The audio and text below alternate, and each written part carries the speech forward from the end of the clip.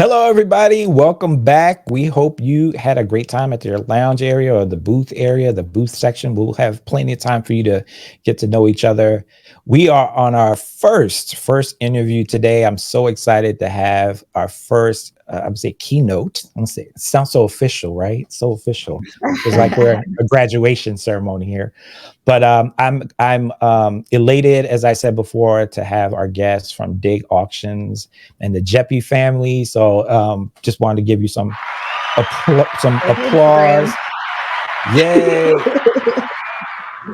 So I have sound effects galore, so you might hear those throughout the whole time, but just know that's nothing but love. So I'm just going to do a quick bio. Diamond International Galleries was founded in 1994 and first opened its doors in January 27th, 1995. And some of the folks on this hopefully were born hopefully they were born before. If not, I'll feel a certain kind of way. Its initial incarnation was created to promote and educate the public about pop culture, collectibles, boost prestige with events they hosted, and help collectors find the items they really are interested in getting. Diamond International Galleries celebrated their 25th year in operation in 2020. So now we're in the 27th year, if I'm correct. And the function and focus of Dig has evolved based on market shifts and the introduction of internet sales, which they'll talk about more. Which, if you're not following Dig auctions on Whatnot or on eBay, there's a ton, even their website is amazing. And you'll be able to find a lot of auctions and things like that. I bought a lot of stuff from them just because I'm a geek. Some of that stuff I can't find anywhere. So anyway, Dig has extended their reach globally. Their international galleries closed its exhibit space following the opening of Geppi's Entertainment Museum on September 6, 2006. And then currently, Diamond International Galleries buys collections that include but are not limited to pop culture collectibles such as Disney Yana, which I didn't know that was a word. So that's kind of cool. Westerns, superheroes, print media, advertisements, and more. They do high end and also things that we might be nostalgic for and just want to go ahead and buy. So I'm going to shut up now because I want to hear everything and anything that these two have to offer, and as far as knowledge, history, and the business. So I want to welcome Gigi and Stephen Geppi. Yay! Hi, thank you so much for having us. Yes. That's a sound effect that plays in my head after I post a reel on Instagram. Yeah. And then after shows you pass out, you're like, oh, where's the applause then? Yes, exactly. But seriously, thank you for all the work you put into this event and for putting it together and asking us to be part of it. We're really, really grateful for the opportunity. Yeah, congratulations, Joe. It's a big labor of love, I would imagine, and yet we're honored that you included us in the first episode. Thank you so much. It's so great to see you all here. Again, I'm not going to speak too much. I'm going to prompt, and then we're just going to drive. I'm going to let y'all take the driver's wheel and go ahead. What I'd like to ask the folks who are here to make sure that you use the chat function. I will be moderating in the back. So if you have some awesome questions, or if you want to raise your hand and just ask them personally, please do. It'll be a fun interview. I know you all probably are like, I need to know who these people are. So why don't we just jump into it? All right, folks, giving you the wheel. Tell us a little about who you are and why. Why would I bring y'all here? And why am I geeking out? I'll go first because mine will be way shorter. Okay, so I connected with Joe thanks to his invitation to us. I'm social media manager for Dig Auctions, which is part of a larger group of companies that my dad will tell you about. But Diamond International Galleries, as you mentioned in the intro. So that's where we get Dig from. And Diamond International Galleries started in 94, doors open in 95. But then in 2018 was when we started hosting our own online auctions, because we do sell through eBay, obviously, and now through Whatnot. But we have our own auctions that we run every week, at least 2 auctions a week. So if you go to digauction.com, I won't waste too much of this hour that will fly by with us talking. I won't waste too much giving you all the specs, but basically Tuesdays are our Comic Fever auction. We do raw books, we do 200 a week, and then we do 100 slabbed books on Wednesday for our Wednesday 100, and then sometimes we might pepper in another auction. But whatever you're looking forward to, so you see good shipping. That's a priority to us. But it really is what we like to call, it's a blessing and a curse, the comic collector's best kept secret. We're like, I don't know that we want to be a secret, but it is great because people say to us all the time when they realize the prices they're getting a lot of these books for, or just the variety of titles that they're finding and going, I don't really want to post this because then everyone else is going to find out about you guys. And then I'm not going to get the same prices I used to get because it's an auction, you know? But so that's where what I do comes in, and we're very active on Instagram, especially because I just have fun. I think that Joe, you and I just talked about this recently. It's a community. It's a comic community. There's room for all of us here. We all have this common interest. There's all different kinds of collectors, and we want to encourage that. So that's why my dad and I are excited to be here today in this forum, because we want to hear from the collectors. We want to share our common love of this industry. Like you, my dad is huge into the education of the industry because we know there's so many people out there, especially I would wager young collectors that just don't know what true value is in a book, as far as they may be just going on now that people are getting slab happy, that they're like, oh, I only buy 9s. And it's like, well, what are you buying a 9 of? The book inside actually does matter. So anyway, we'll get more into that. My dad, that's pretty much his whole title. My dad. Go on. Just kidding. Dad, go ahead. You can give a little. Dad is my favorite title, by the way. And I'm really excited to be on your show with my daughter because it's Great Daddy-Daughter Day. You know, there's so many things I could talk about, but I'd like to first talk about how I got started. Not so much to tell you my history, but to tell you the feelings that were there and why I think these are feelings I'm hoping will be instilled in the people who are just getting into this business or this hobby. You know, when I was 9 years old, my first episode, so to speak, with finding a back issue was a little liquor store in Baltimore. The guy who owned the liquor store, his son was in the magazine business, and he had a little space in the back of the store, and he sold comic books, and it was 1959. Yes, I'm that old. And I was 9 years old, and he said, you know, he wanted to know if I found out for the first time that kids in that a store in 1959 existed where you could buy back issues. Because prior to that, as somebody who started collecting at 5, I had nowhere to go to buy anything past this month's comics. You know, maybe once in a while I get lucky. Last month was still on a rack. There was no such thing as back issues. So when I found it, it was like eureka. I mean, I was so excited to find a place that had it. Well, what was really interesting was that at that time, while he sold comics for a nickel piece, which were half cover price, he also had a box, was his quarter box.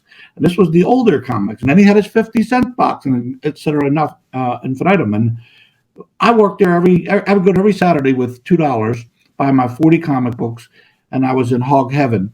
And one day, his name was Sam Boltansky, and Sam said to me, "Would you like to earn some extra money, kid?" I said, "Sure, what do you want to do?" He said, "I'd like you to help me sort these magazines and comics." And yeah, he says, "Oh, how much do you want?" I says, "I don't know, I'll take comic books." And he was like, "Sure." He was thrilled. So I had that first experience of just the thrill of getting a comic book. And I'll tell you an interesting little, I'll go all over the place here, but in 1960, I believe it was, outside of that store, I found Superboy number 69, and it was beat up. And I found it at some little grocery store. And in my mind, it was ancient. I thought, oh my God, I've never seen this before. This comic is so cool.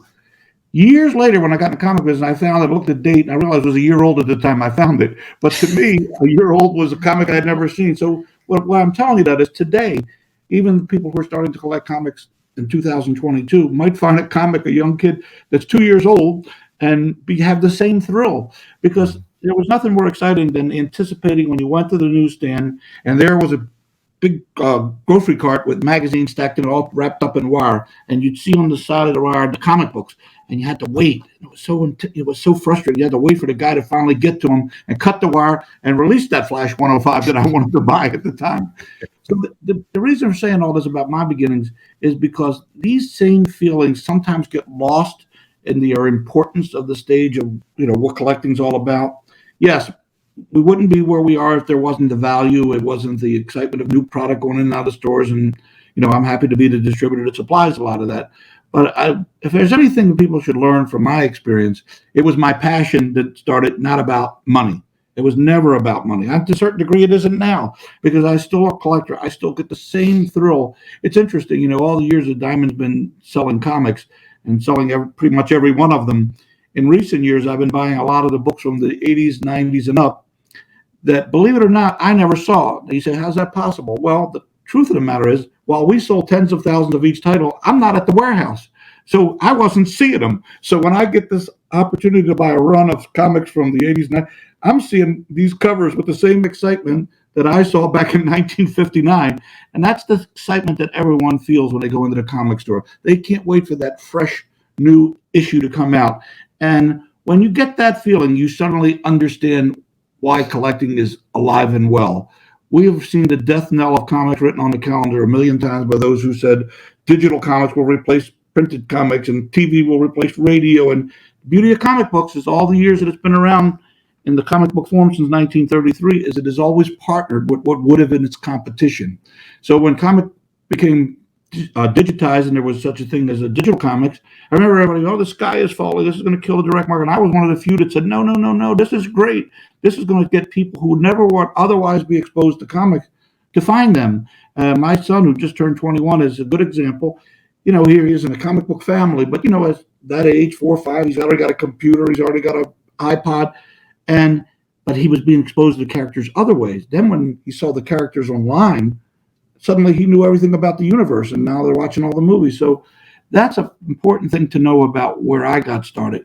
I mean, the story is, as you probably heard it a million times, you know, I started out I was a letter carrier in 1969 through 1974, and I was literally on a vacation when my nephew was reading a comic book, a Batman comic, which was my favorite, and had Batmite in it. I remember that. Looking over his shoulder, get this nostalgic flashback, and I decide, you know, when I get back, I'm going to ask some people on my mail route if they got the old comic books. And I made that mental note, and then lo and behold, good old Mrs. Donatel, God bless her, 5607 Liberty Heights Avenue. Oh, she'll still live there. She'll get her address. That woman had a son who was in college where I should have been, but I had to quit school to go to work to support my mother 5 or 6 years prior to that.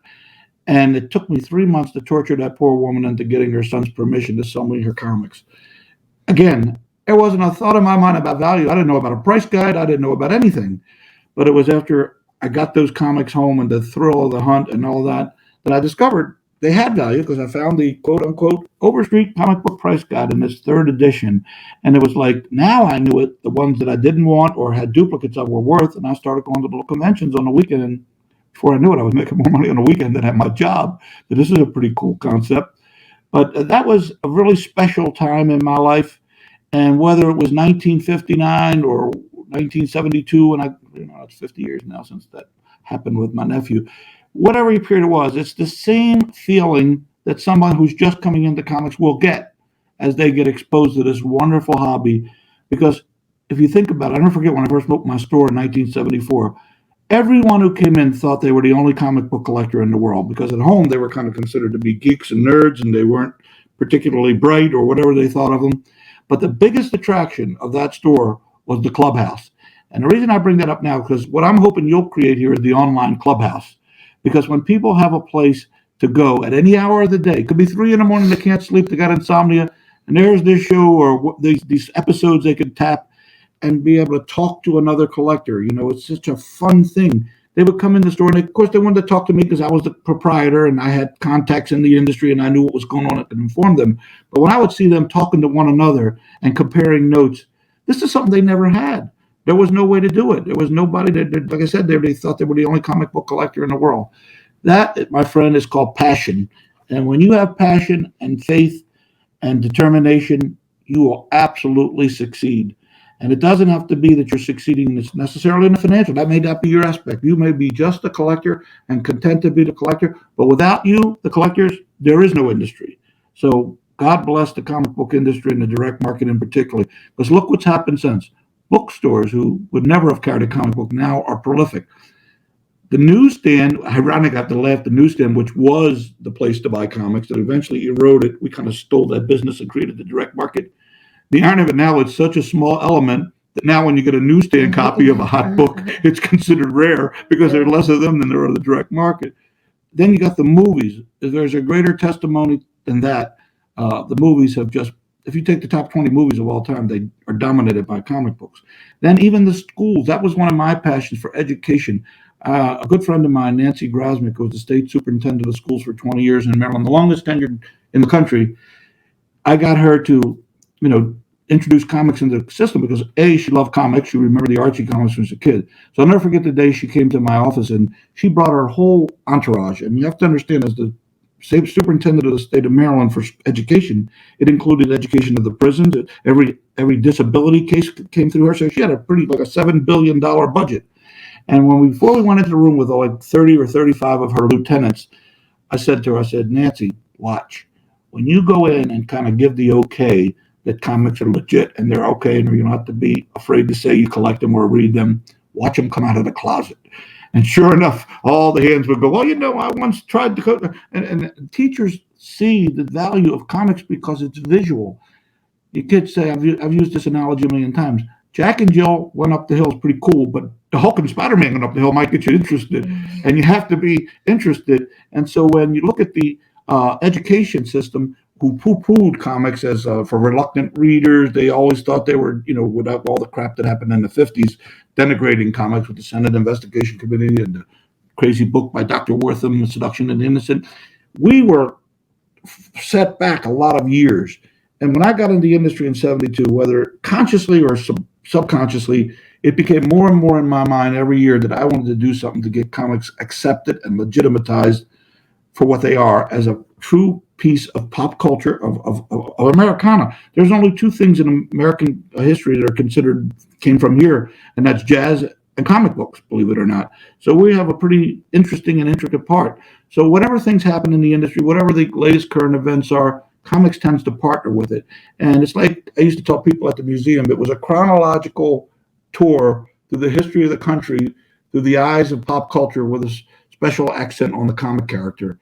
And that was what was, because if you didn't have to know what comics were, if you walked into my comic book room there and you saw Superman and Batman and Robin tying up a bundle of paper, you right away knew it was a war drive. You knew you were in the 40s.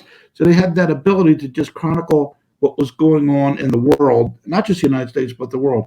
And when we did this this program called Comics in the Classroom with Nancy and the third graders, it was such a success. We had a little celebration because they were going to do it now with the sixth graders, and they had a little girl there who they used as an example who they couldn't get her within a light year of a book. Now this kid is the most avid reader of everything, because like me, my favorite movie, my favorite story was Journey to the Center of the Earth. And I watched the movie with Pat Boone and all the people that were in it 100 times. And then I got the comic book.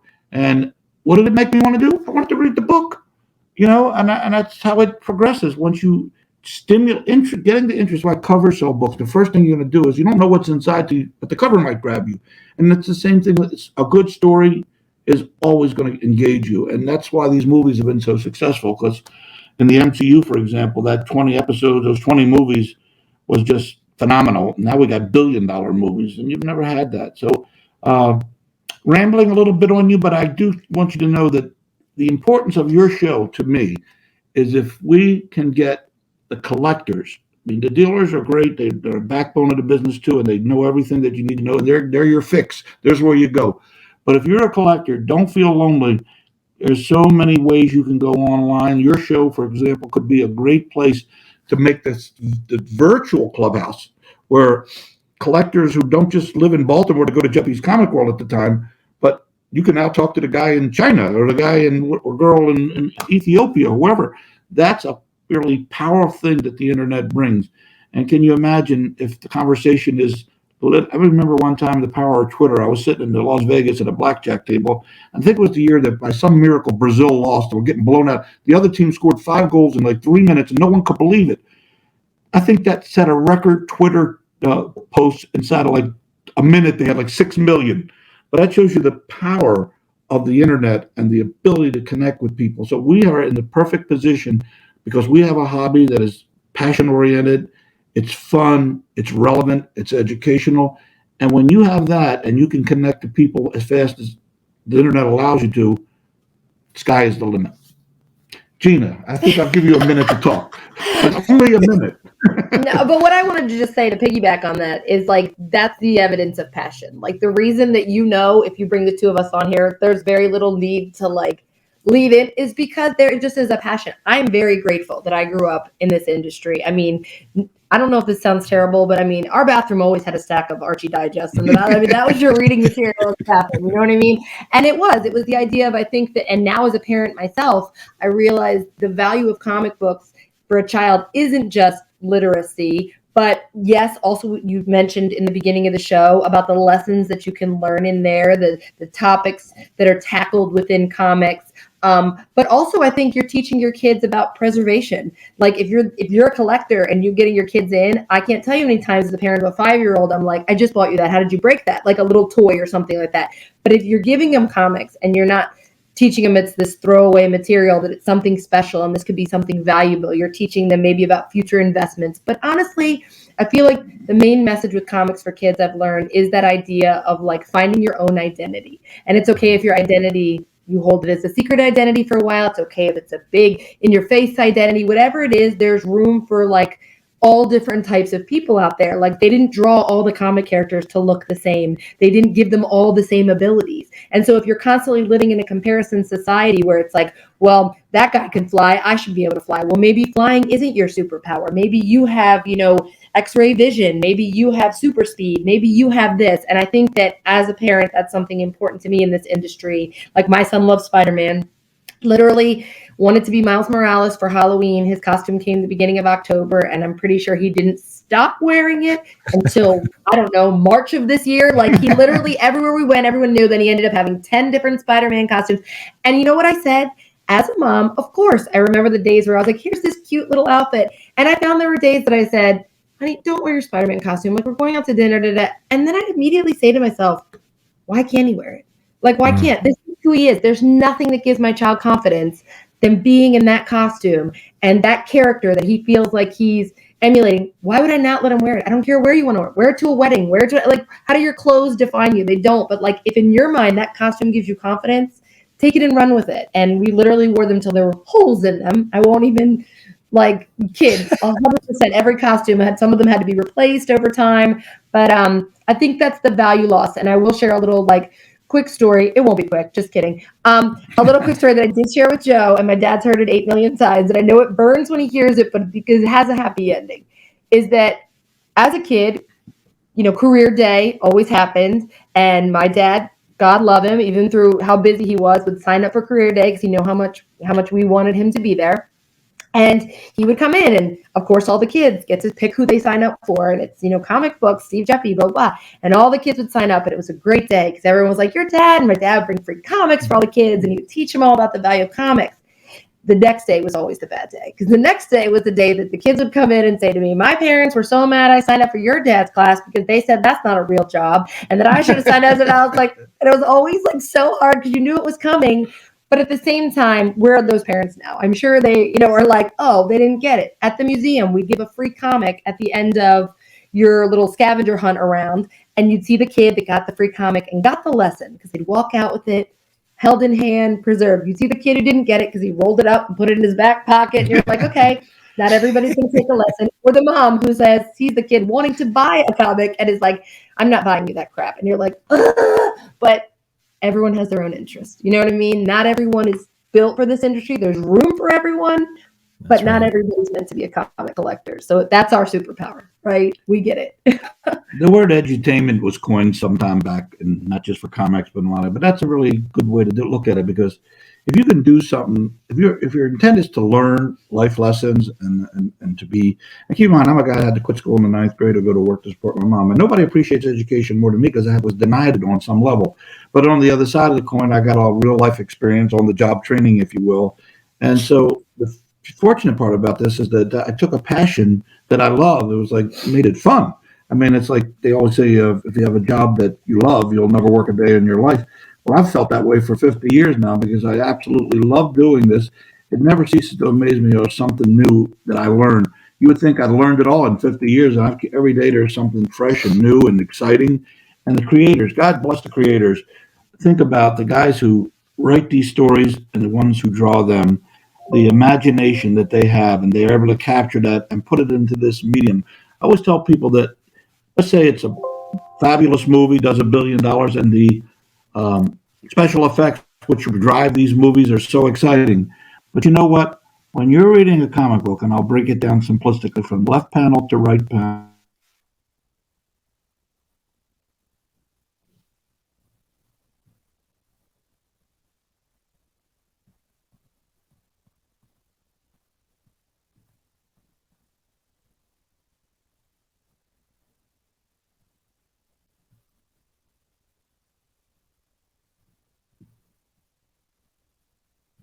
All right. So we lost y'all. The connection was lost.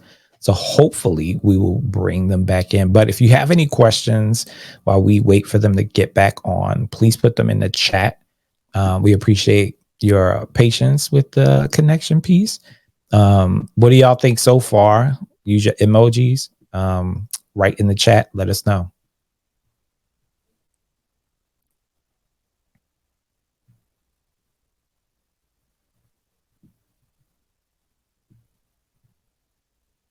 Wait, we're not on camera. Hang on. All right. All right, you're almost back. Sorry, I don't know what happened. It said we disappeared into the phantom zone. My dad said, "I think we talked us off." Yeah, I thought we talked you The off. computer was like, No. That's a different version of the hook. Yeah. The virtual hook. I'm pretty sure we were talking for 20 minutes before we nothing on the screen. We just kept talking. No, just kidding. By the way, if you're looking in the background of us, you'll see my favorite guy, The Godfather. Oh my gosh. Marlon Brando, Don Corleone. Now, let me tell you, this is the funniest part. No one knows this because we were in the green room backstage. When you said that you and I are very much alike, Godfather is one of my favorite movies, and literally part 2 and 1. Yeah, I was actually upset when they merged those two and did the timeline because I actually think they live independently on it. They do. Yeah. But they call me that in Baltimore. I get called the Godfather all the time. I don't know. I have the map of Italy. And thank you, Rob. Thank you, Rob, in the comments. Glad to know that you're enjoying this. Thank you for that. We appreciate it. We can literally just go on forever. But again, speaking back, that's passion, because like I tell this story also, this one actually is short, about how I have seen my dad pick up a comic book from a collection he's purchased and without opening it say, this is missing a page. Like just from the weight in his hand of a standard comic going, I don't know why. I'd say this is missing a page. He goes through, finds it. I told that story for years. No one ever believed me until one day at work, a guy who worked for us at the time goes, Gina, you know that story you always tell and nobody ever believes you about? I'm like, oh, about the comic. He's like, yeah. He goes, I just watched your dad do it 3 times in a collection that just came in. Literally. Here's like the someone funny part. sent away for sea monkeys. Here's one for you. I don't know if you're aware of this, but about 2 weeks ago, my assistant Sammy, she was at my house, and I looked down at I had some comics come in, and this tops that. Okay, this is really gets me chills. I'm looking at this comic that just came in. It was a beat up Uncle Scrooge, and I said, Sammy, you know how everybody knows I can pick up a comic and know if it's missing a page. I said, this is one up on that. I'm looking at that comic book, and I'll bet you it's missing a page. And I was hoping I was wrong because it was Uncle Scrooge number 5. Sure enough, it was missing a page. I said, hallelujah. How did you know that? It had a look to me that I'm not talking like 10 pages would be obvious. I'm talking, I don't know if it was the centerfold or a page sliced out. I just looked at it. And when you've been doing something for 50 years, it's just, I don't know how to explain it. I didn't pick it up and I knew it was missing a page. So I think you have the all-time story. Do you have a new title, The Comic Whisperer? I think that might be another moniker, another title for you. You know how many times I'm hoping I'm wrong when I pick up an early Spider-Man and oh God, I get that look. Oh shoot. And even sometimes I can tell if it's a coupon missing. And that's not it. The page is there, but the coupon, the Marvel value stamp and Hulk 181 or something like that. It's weird. I guess it just goes to show if you do something enough, you get spider sense. It's like maybe that's what I have. It's I was like the bitten smell, by a radioactive like comic smelling dealer. a comic and knowing which collection it came from. You're like, it's the same thing, you know. Like, but again, it just all comes back to the word of the day. I just realized I have spider sense. Congratulations. Didn't even know it. Didn't even know it. I'm so glad you guys are enjoying this. Thank you so much for your comments in the chat, because honestly, like, it's hard because when you have a topic you love and you feel like you could talk about it at length, even if you've said the same things a million times over, you sometimes think like perception and projection, like what I'm putting out there, are you guys receiving it, or is it coming off just like tone it down? I wish I could have everybody just see through my eyes what I've seen.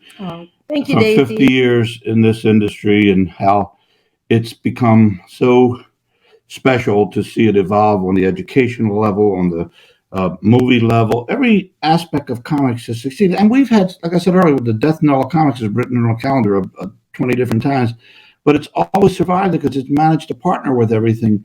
And it just goes to show you that when you've got a tool, when you think about comics are like movies, words and pictures, that's what they are.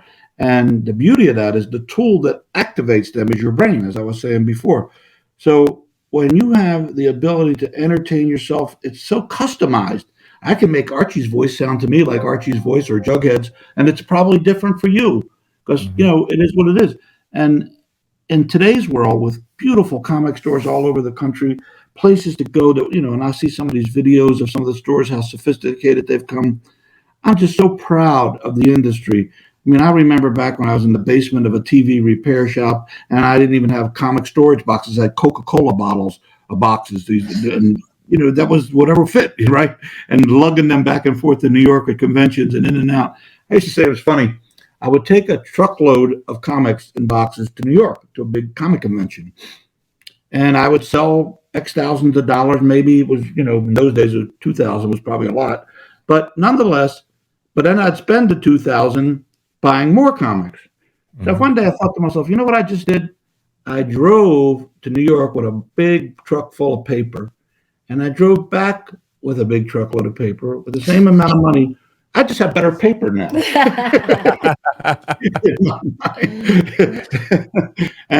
and that's the thrill of it, because I'm sitting in a room, because I would drag all the guys who would help me, had all these golden age books in later years, and I'd be not one to leave them in the dealer's room, needless to say. So I'd take them. We'd have a cart, take them all up to the room, and everybody would go out to get food, but I would stay in the room. I wasn't leaving my comics. And I remember they'd bring me back a Blimpie's triple decker or whatever it was, 3 different sandwiches, and I'd be there. And even though I had these great comic books, I had my Jimmy Olsen 13 that I got in near mint condition, and I was like, yes, this is the most important thing to me now. I had a near mint copy of Jimmy Olsen. He still reacts that way when he gets books. And I'm not just talking like the big ones that you think, like, because comics are a link to your childhood, right? Like, I can't tell you how many times a book comes up on somebody's Whatnot show, or I see it on Instagram and I'm like, it's like this immediate channel to childhood where I'm like, oh, that book gives me such like warm fuzzies. Like, what a great feeling to be able to tune into your childhood. We all talk about the good old days. I don't think any of us want to go back and stay there, but we would kind of like to visit once in a while and share it with somebody. But that's because we don't want to give up our modern day tools and toys and internet and connections and the things but at the same token, when you have the ability to transport yourself into the past and get those warm fuzzies, suddenly whatever happened in those years that was bad you forget that. You remember the good stuff. You remember that last day of school and me running up the Lumber Street in Central to get comic books and just feeling like freedom. I had comic books and I had a hamburger and I had a Coke, and life was good. yeah. And the simple things in life, it sounds disingenuous to talk about, well, it's not about the money, because I've done very well with it. But if you could believe anything, my kids will tell you, it's not really about the money. It's about the fun that I get from it. And at my age, Joe knows he's been to our Whatnot show. Last week we were like, guys, if you're doing Whatnot, like I said, my accounting guys don't understand. They say, why do you do great? You sell stuff, but all you do is turn around and buy more guys. Like I said, I had bad paper and I got better paper. We have the one sometimes where we're like, oh my God, like I feel like this show, like you put a book up, and you're like, okay, or like a slab that goes for $25, and you're like, oh my God, it costs more than that to get that slab. I just gave you a free book. But at the end of the day, we say like, our loss is your gain. We wouldn't do it if we couldn't do it. But it's like in that moment, I'm more excited that somebody got that. We've actually had one of our followers was like, I feel so bad I got that slab for that price. I totally understand if you want to cancel it. And I was like, no, you got that book fair and square. That's so sweet of you. But like, no, this is yours. Like, it'll come back around, And like, that's the thing. I remember years ago when I, at the time, wish I kept them dumb. I had the Mile High copy of Whiz Comics, #2/#1. I had all these key Mile High books, #1 in Bank Vault. So I took a friend to my bank and we went into the vault. And it was a very tiny little room, get the case out and we opened it. And I remember we're sitting there and we're smelling them. And I said to my friends, I hope there's not a camera in here. They're going to lock us up. 2 guys in a box, in a bank vault with their treasure, and they're smelling comic books. But the aroma of comics from the 40s, particularly that Mile High collection, is like, it's like, well, people do that with wine. They take their wine and go, no, 1942. So I'll do the same with comics. I mean, it's not like you're smelling toilet paper. I mean, but Joe, did you want to raise your hand and say anything? I feel like no. I'm taking it on. I'm sure as you can see, folks in the chat have been really. Yeah, I got to ask you, Joe, and I'm sure there's 8 million just like Smith in the United States, but Cologne, you say Cologne, or yeah. you know, Cologne? I know you're a baseball person. Yeah, Cologne. Well, I'm not talking about Bartolo. I'm talking about Cologne. Ernie Cologne, the guys that work on Harvey. There's a lot of famous several, and wondering if by chance you have a little bit of that blood in you. So I'm aspirationally going to say, I wish. Okay. Do you draw or write? Have you ever had? I never, as a kid, I mean, the guys that are famous, like Todd McFarlane now, who could be a better artist than him? I'm sure when he was a kid, he was drawing and doodling. Me, I failed scribbling. I could not draw my way out of a paper bag. I never had that passion. I never had that desire. I did try, but it was embarrassing what I would, try to do. So when I see somebody do that, it's like, to me, I'm looking through these covers, I told you these books in the 80s and 90s, and I'm just in awe of the time and the effort and the talent. Like Jimbo, who's coming out later, like incredible. Yeah. His stuff is incredible. And without the creators, that's why I take great satisfaction. I loved my museum. I loved my gallery before it. But when I got the opportunity to make this contribution to the Library of Congress and saw that they draw 1.8 million people a year, it was like destiny. This is where this stuff belongs. It's important in my quest to make comics accept it more socially, which they now are, but it's always a battle, but it's way better. Real quick, because we talked about in green screen, so the audience wasn't there for that part of the conversation, but for those who don't know, when we closed Geppi's Entertainment Museum, there wasn't an initial plan at that point just yet where it was going. It was just more like landlord issues at the time with the Stadium Authority and things, and so sadly closed those doors. But then Carla Hayden from Library of Congress had a conversation with my father about opening a part of the Library of Congress, which is a huge coup for the industry, let's just say. Yes, it's personal to be the first non-dead president to have like a room named after you in the Library of Congress is huge also. But as an industry coup, another like nod to that earned and deserved respect for the industry. So that is, my dad donated a large portion of his collection to the Library of Congress. Well, the beauty of the experience I had through the gallery before it and then the museum was when we would do events or parties at those venues, when the creators were there, you could tell they were looking to see something they did. And it was like a badge of honor. Hey, I'm in the museum. Well, that's why I get incredible satisfaction to know that these incredible creators are going to be seen in the Library of Congress by 2 million people every year. Crazy. What a high that must be to be all your life. You're a great artist. And quite frankly, some of these guys might be as good as Michelangelo for all we know, but they don't have the notoriety because of the nature of the field. They do now. But if that person that drew whatever comic, I go in there now and there's the front, I've had some of my grubby little hands, the original art, Amazing Fantasy 15, which is incredible that it exists. And the fact that in the Library of Congress, one day I'm going to talk them into, they won't tell me where they got it. It's an anonymous donation. But when you go in and you see that, to us, comic collectors, that is the Mona Lisa. We'd rather look at that. And to think that this came out of the brain and the hand and the minds of the creators, they deserve to have that recognition. I used to say when I first opened the gallery, which was before the museum, I wanted to have comics to be viewed on the same level as a Monet or whatever. And in essence, putting them in an atmosphere with mahogany and marble gave them this. You go to a comic convention, with due respect, a guy, you walk up to a table, no denigration to comic dealers, but back in my day, and probably to some degree today, you go into a comic convention, there's a guy in a t-shirt with mustard stains on his shirt, and he's got Spider-Man one there for $10,000. And you kind of don't feel like it's worth $10,000 at a when you see it like that. But when it's presented in a slab and it's in a place that looks like you would put a Monet or whatever in there, it adds credibility to it. So that was my passion, to get them recognized educationally, socially, economically as special, because they are. And they're as good as anything else out there. And they always just lacked the promotion.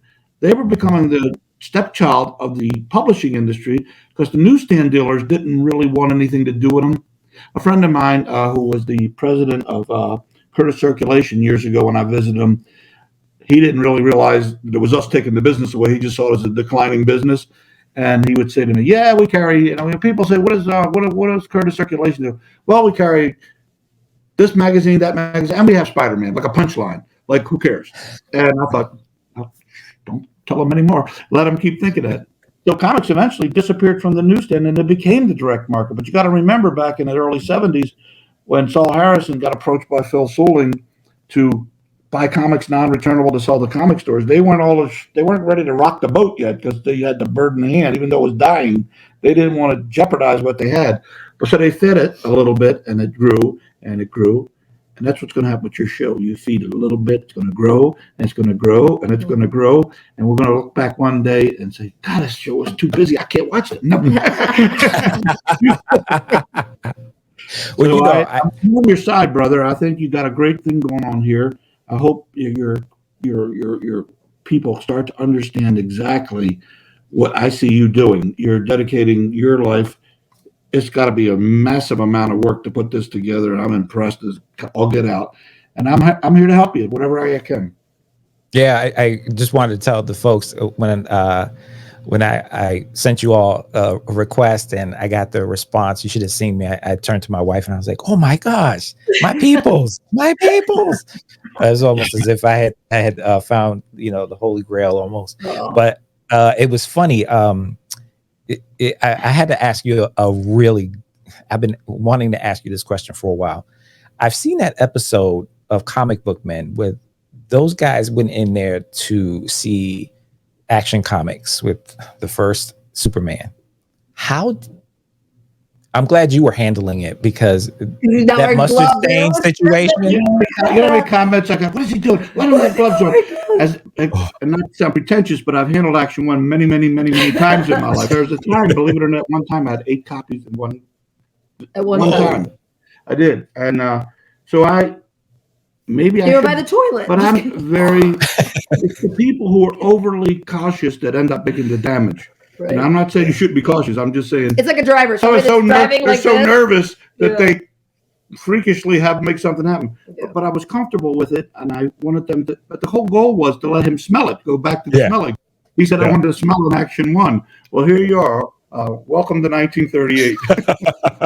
Well, it's funny because it's funny. I have when I was a young lad. My mom actually was able. She had a coworker whose son was in Vietnam and he passed away. So he had this huge collection. And she says, "I don't know what to do with this. Do you think your son would want it?" And I think back then I wasn't a huge reader, but you kind of illustrated that there was a gateway. Like, it really got me into reading more stuff. And so I was just in awe of just collecting comics. I actually still have those. And for anyone who's never smelled a historical piece of work, aka comic books, from way back in the era, it is something else. Like smelling pages from 1950. I mean, it just I can't even explain what that smell is. It's just very unique to the comic book. In 1984, I bought the Harvey warehouse. And that was, you hear the word warehouse a lot relating to a find, a collection. And most time it's not a warehouse. It's a nice substantial amount of comics, but never. This was a warehouse. It was tens of thousands, probably 1 million books. And I'll never forget walking in there and the smell of that warehouse. I wish I could have bottled it. I could be selling that now. It'd be aroma for your car. You know how that new car smell is? They even actually sell that in can when it wears off. I would have that for comic collectors and have a can of that. Just spray that around. Well, to me, it's childhood specifically, because the very first house I have conscious memory of living in, we called my dad's comic room, which was, you went through the laundry room, and then it was like, you go to this back room. And to this day, I always say he had this like paper jointed like skeleton thing on the door that I thought was meant to terrify me not to go in there, because it definitely worked. Because every time I walked by, I felt like this thing was like waving, like, get out of here. But that smell, like just all of that, like, and those weren't even like Mile High comics or anything, but it was just like there's just something, I don't know, it just feels like childhood, and it's so good. The sweet smell of the past. Yeah. It is. Especially when you have a group of them. That's even more so. Like when you could smell that box that's been in someone's basement, and it's just It's just amazing how the comics have all the ingredients. They have the value, which a lot of people, that's why they're in it today. A lot of people, no disrespect to them, that's important. Uh, but the education side, the visual, the art side, the relevance to the current events, you name it, they check all the boxes. Mhm. And what a great business to be in, what a great hobby to be in. You don't have to be in the business, but if you're just a collector, it'll last you a long time. I mean, I've seen I tell people this generically about collecting. You can quit cigarettes, you can quit drugs, Drugs. you can quit alcohol, and you can quit gambling. Collecting is absolutely incurable. that's true. You will collect something else, and even if you don't think you're collecting, you'll say, "Why didn't you throw that?" Oh, no, I just like having it. Yep. You're collecting; it's there for a reason. You just can't Yep. bring yourself to stuff. So that's the beauty of the addiction that we have, Yeah. collecting, and particularly in comics, because I think one of the best things that ever really happened with comics, as opposed, it's a bad comparison because magazines are a totally different element, but magazines weren't numbered by 1, 2, 3, 4. They were always January through December volumes too. And because even if you aren't a collector and you've got 1 through 8 and 10 through 16, you got to have number 9. You're just not Yeah. going to pass it up. It's a collectible gene that in you that says, I can't be telling people got a 1 through 8 and 10 through 16. It's easier to say I got 1 through 16. So give me number 9. And that's the beauty of it. So you don't have to read them to have fun. So people collect comics. One of the things, kind of like let the cat out of the bag here, maybe, but one of the ideas that I have that I want Gemstone to publish is a book that would be the working title. It's not the end game, is the many different ways to collect comics. Now, we all know people collect by numerical sequence, by character, by title, by, for Age. origin, whatever, artist, creator. But there are other ways that aren't kind of identified that people do. For example, let's say an example was Christmas covers. If we had a book that kind of equivalent to be a quasi photo journal of comics too, where in one section all the Christmas covers appear together. And then let's say the other one, there's famous scenes of covers where the superheroes bursting through the newspaper on the cover. You'll see a bunch of that. I could go on and on and on. And these are kind of already, there are people collecting these, but it's never been kind of identified as a collectible type. But when you put it in a book and people see it, it's like what the photo journal did. When people had seen Action 1 was highly published, but maybe they never saw number 13. Or maybe they never saw this LB cold cover on one of these comics that with the high gloss. These kinds of things are great because then what happens in a world where it's so expensive to collect a complete run of something from the past, when I was first doing this, there was such a thing as a Marvel completist. That guy today, if he was starting out, has to be super wealthy to be a Marvel completist. So what happened was, in the days when they were 12 cents, you bought all 8 titles at month for 96 cents a month. You could theoretically afford to keep doing it. But as titles came out, and there's being $4 in graphic novels, I mean, just to keep up with the current version, it cost you a fortune, much alone if you had to go back and buy them. But if you have a situation where these various other ways to collect comics, when got too expensive to be a Marvel or a DC completist, you still love comics, so you became selective. And then what happened when you became selective within the Marvel or DC line? You said, well, gee, since I'm selective and I don't really have all the Marvels and all the DCs, I might as well be selective in general. So you bought your images and you bought your other, So basically, in my mind, if we put out a publication that kind of like identifies this unique area of collecting where you find in different titles and different, artists or writers, some cohesiveness where you have all the Christmas covers, you have all the newspaper breaking through the cover. That's going to be fun because people are already doing it, and it just is another way to start collecting comics, and it's very enjoyable. And I think it'll explode from there. We just published a book called The Lost Universes that was all about the titles that ran very short periods of time.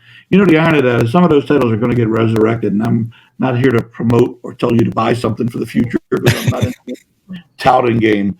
But I will say I like this: what some you of love. those titles were really good. They just the companies were competing in a very small pool. They couldn't get the kind of economies of scale you need to get to stay in business. What they had, and to a certain degree, Marvel and DC had too, is during the direct market period when it was strictly a direct market, and the newsstand disappeared for all intents and purposes. They didn't have big print runs. They're hard to find. You may find that some of the books that were poor sellers, by definition, are really hard to find, and now as a result, are very desirable. I feel like we could go on for years, and I keep looking at everyone. Oh my God, we're like I told you this. Are we at 2 o'clock? We're at 10, No, but I don't know if anybody had any questions. yeah, yeah. You guys all too for your comments on the side. We appreciate that you're enjoying this and everything. Yes. That means a lot. But if there was anybody that had any questions that they wanted, more likely, Please raise your hand if you want to join us on the stage, the virtual stage. Just go ahead and clearly we will cover any topic. It really is. We will be anything in the industry. We're more than happy to jump in on. You know what's funny? I actually, in my excitement, I actually created a promo video before you guys were supposed to get on, and I forgot to play it. But I will play it at the end of this. It's hilarious.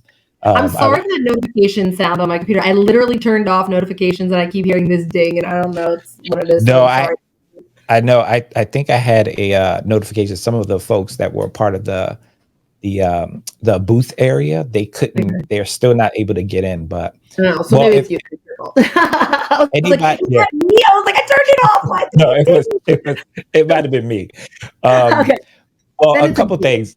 I do want to highlight the fact that you are all also a business as well, and that you are doing amazing work across the platform, and just really continuing on with the legacy building. And thanking you so much for giving us not just your knowledge, history, but giving us a template of where we should go next, because I think that's the other piece, right? I think people, and I'm talking about generationally, nothing really changes except age in a sense, and people always gravitate towards, like you said, even the digital age. Everyone was afraid, and I couldn't tell you how many folks I talked to. They were like, yeah, I will never give up my comics or any books because I need to hold digital it, books feel don't it. smell like anything. No, they don't smell like anything. Well, they could. Anyway, that's a whole nother topic altogether. But yeah, so I want to pose to the folks who are here. If you have any questions, please post them in the chat, or just raise your hand. But in the meantime, I think what I'm going to do is I'm going to show you the video while we're still waiting for some folks. I can't wait to see it. It's a really short intro, so it's nothing major, but I did have a good time. It was just basically supposed to be your intro to come in. So here we go.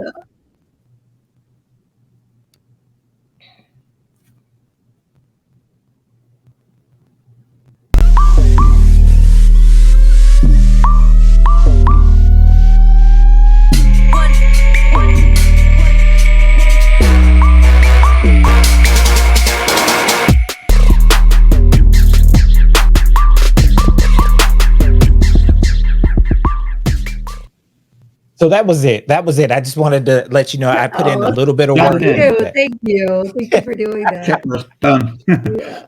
You got in there. Good Yeah, job. I got it in there. A lot of work, but you do the graphics, and I'm not a techie guy, so I get lost. I got to you do this, please. But that's why I'm here today. I'm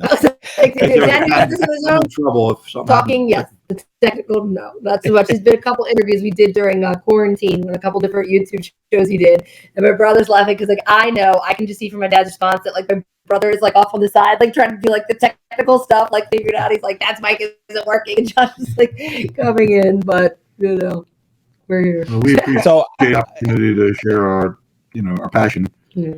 I love it. This is exactly when I know you've already been bit by. Look what happened. Look what you're wearing. I know. You know what? I'm gonna walk out like this. I actually, at some point, I have to go to a baby shower, and I think I'm gonna wear this. Take a lesson from my son. Just wear it anywhere. Wear it proudly. Yes. Yeah, I wear it proudly. You know what's funny? I also during my show today, I actually brought in my Thanos glove as well, so that was fun. Nice, love it. And earlier today, I don't know if you saw this, but I actually have my mask as well. So I love it. Here's something for you that Gina taught me.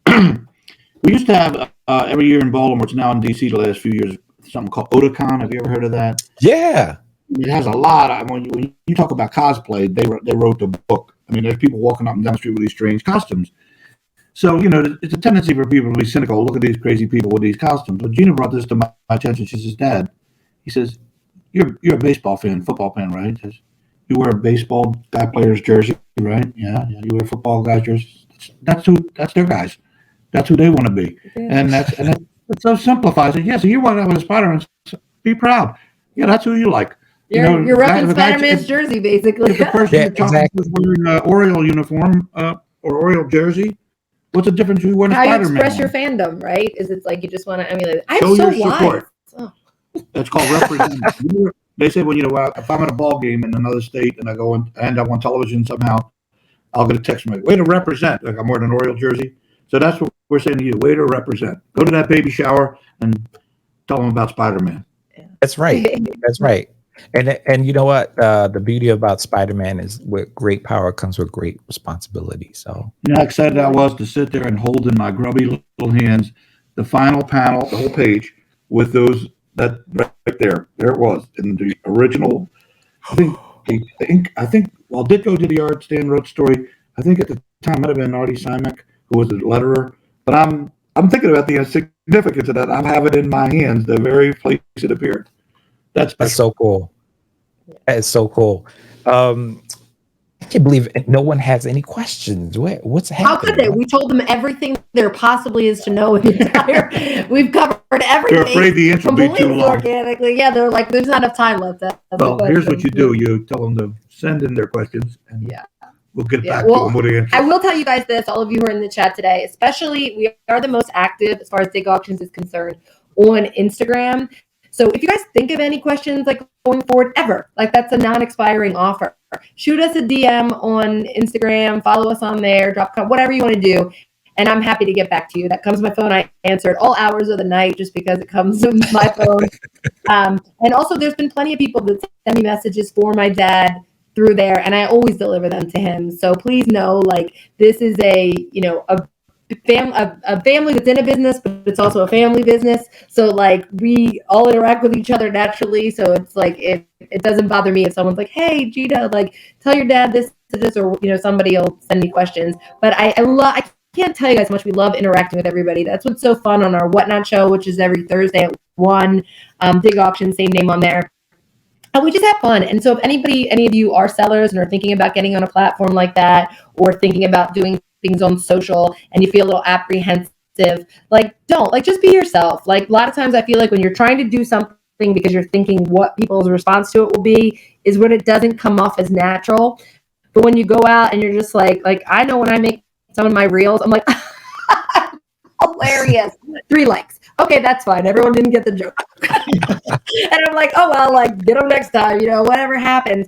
But I think you just have to be, you said before, Joe, you said consistent when it comes to things. But I think that being natural, being yourself, I mean, that's where it all comes from. Like, the road may not be smooth, but, stick with it because you have something special to offer everybody, whether it's as special as a collector, special as a seller, whatever it is. Just, don't lose sight of that. And always remember that comics will get you through times without money, but money won't get you through times without comics.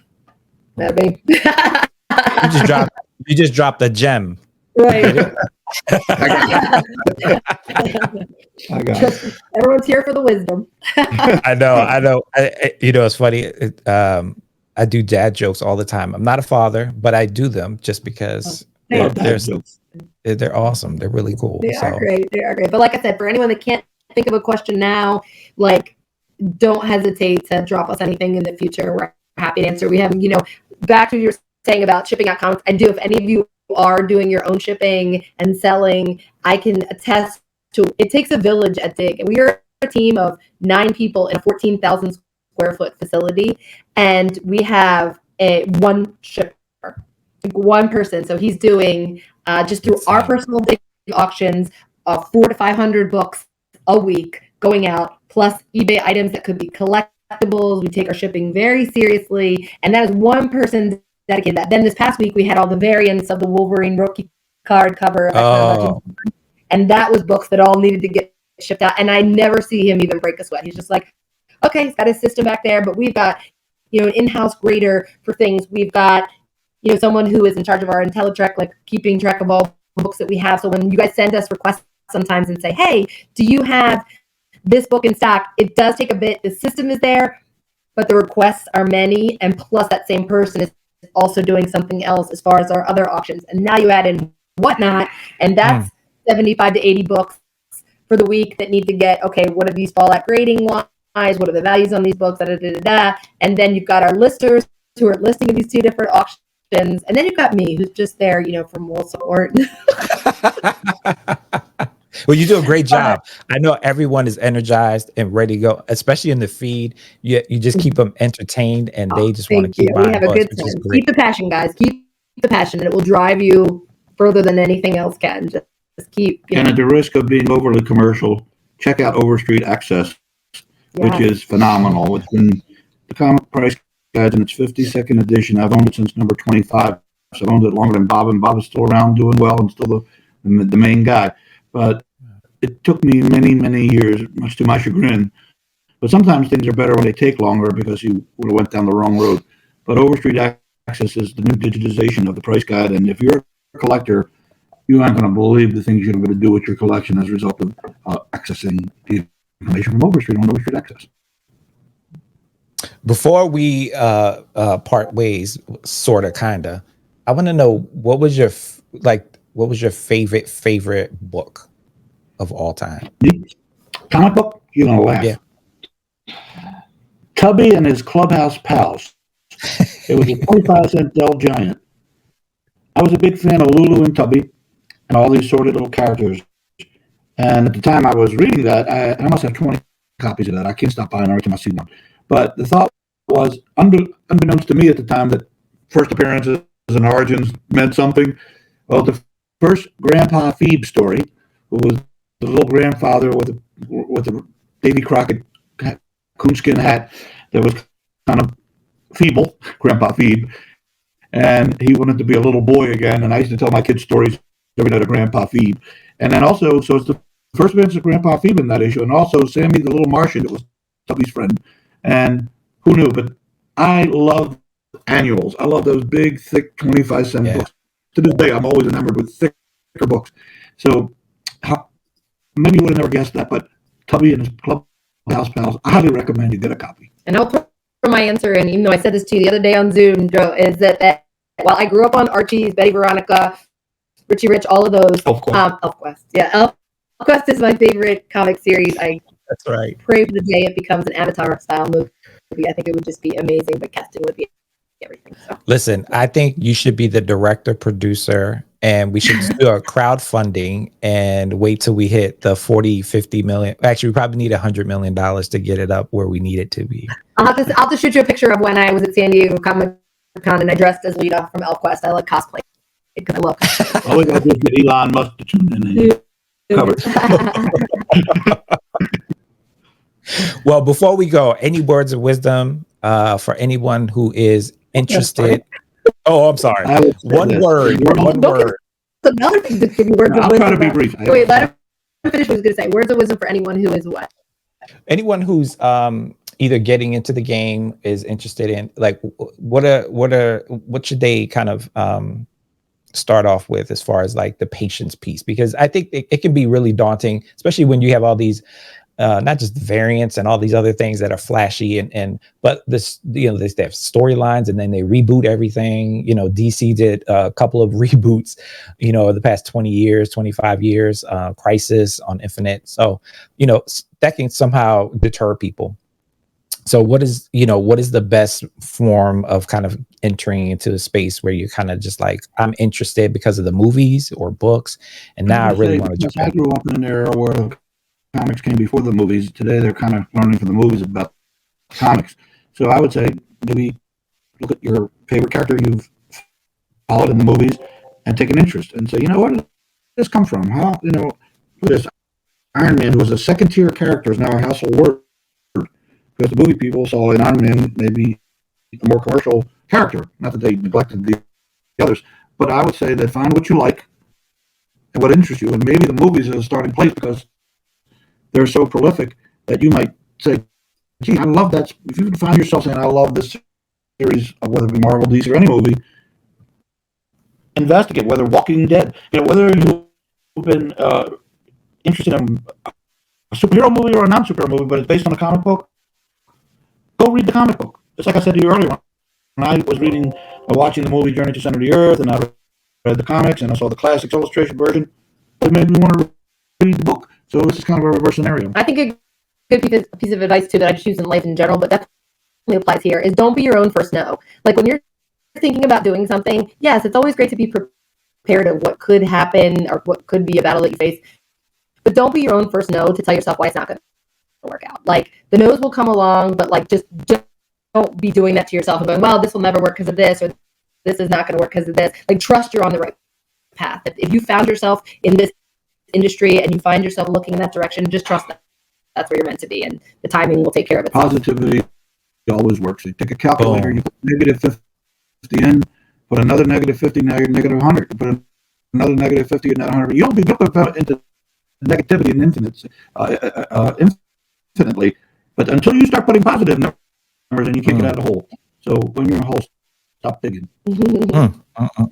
So when is your book coming out? You got a new book coming out? Yeah. I'm gonna need you to. You know what I need? I need you to. I need you to turn on your Word document. Multiplication. Well, that's the cool thing with technology. All you gotta do is press play on the Word document, and it actually records everything and types it out for you. So all you gotta do is just go with it and just fly. So. Gauntlet, because infinity is how long we will talk. Well, thank you so much. I appreciate all the love and support that you gave me, and especially this group here. I hope y'all have fun, and you'll come back again. Thank you all too. Thank you. And we're going to get lunch now. That's the best part. Yeah, that's awesome. Thank you all for joining in. Thank you guys too who are here to support the event. Collecting. Cool. Yeah, awesome. We look forward to this happening more often. So keep us notified. We appreciate it. Will do for sure. Awesome. Okay. Well, thank you so much, and I will see y'all very soon. Go get some lunch and then come back because you might find out some new stuff. We'll do. All right. Thank you guys. Bye.